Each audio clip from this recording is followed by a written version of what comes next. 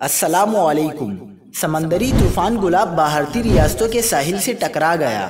3 شہری ہلاک ہو گئے، جن میں سے 2 ماہی گیر تھے۔ کیا آپ حالات حاضرہ سے آگاہی حاصل کرنا چاہتے ہیں؟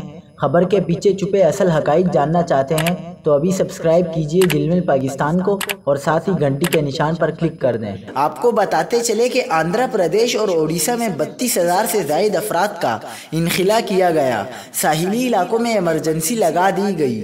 شدید بارشوں کا سلسلہ جاری ہے۔ دوسری جانب محکمہ موسمیات نے کراچی سمیت سندھ میں 28 ستمبر سے 2 اکتوبر تک تیز بارش کی پیشگوئی کر دی۔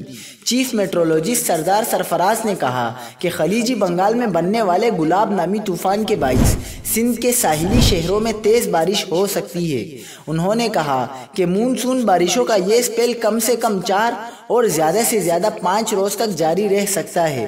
محکمہ موسمیات کے مطابق پیر کے روز ملک کے بیشتر بالائی اور وسطی علاقوں میں موسم خشک جبکہ جنوبی علاقوں میں گرم رہے گا، تاہم کشمیر اور اس سے ملحقہ علاقوں میں چند مقامات پر گرج چمک اور تیز ہواؤں کے ساتھ بارش کا امکان ہے۔